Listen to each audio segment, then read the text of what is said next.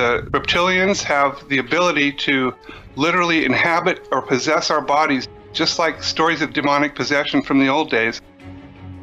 Reptilians can do this. They can take over control of our bodies, and they can also interbreed with us. The Draco reptilians, which are the leadership caste of reptilians, let's say, they also are psychic vampires. They love to feed on our emotions, especially strong emotions like terror, anger, heartbreak. They set up a lot of people so that they can put them in situations where these emotions will come out, and then they can just invisibly harvest that energy, because of course our bodies are putting out energy all the time, and the more intense the emotion is, the more energy that we put out from our bodies, and they can just basically feed off of that. But the Draco also, they're carnivorous. They like to eat humans, especially babies and young children, because they haven't polluted their bodies. And there's millions of people that have gone missing over the past several decades that have never been accounted for. Where do you hide millions of people?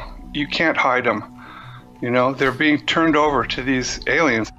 They'll do anything they can to get them as terrified as possible, because when their bodies are infused with the maximum amount of adrenaline, they get like a kind of a high off of it that they've kind of become addicted to. It's like a drug to them. It's a terrible thing. It's one of the most difficult things to talk about, and it's certainly all by itself that's a reason not to disclose the truth. The aliens which are in control of this place are malevolent, they're hostile, they're invasive, intrusive. They don't care at all about our well-being or our comfort. We are seen by them as being livestock. We are a harvestable commodity. We are human resources.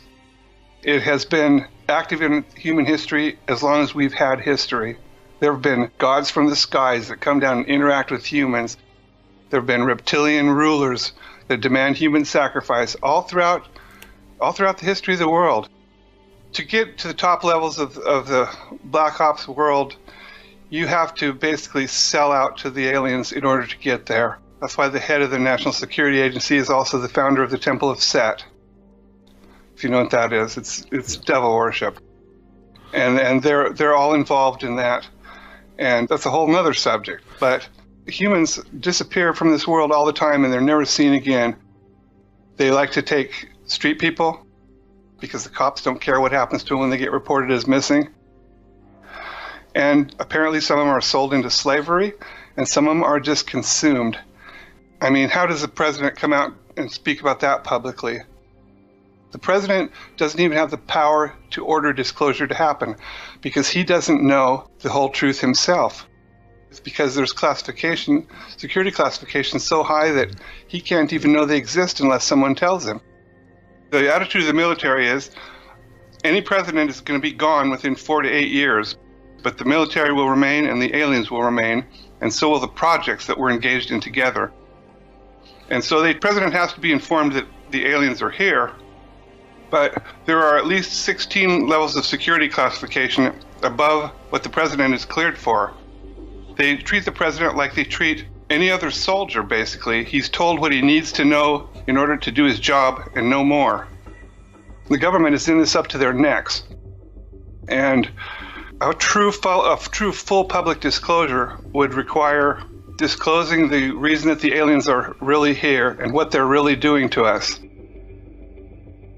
I don't think that people could hear that without starting a new revolution. We would basically dismantle our government in order to stop them from doing what they're doing, because we are being handed over to the aliens. They already control everything in this world that they need to control. We are not in control of our destiny. Our destiny as a race depends on our relations with alien beings. It's better to know the truth than to go through life under an illusion. And most of the things that we're told turn out on examination to not be true. There's always a level of deception in this world. No matter what you look at, nothing works the way you think it does. We've got to come to grips with what's going on here, because this planet is in a lot of trouble right now. People don't realize it.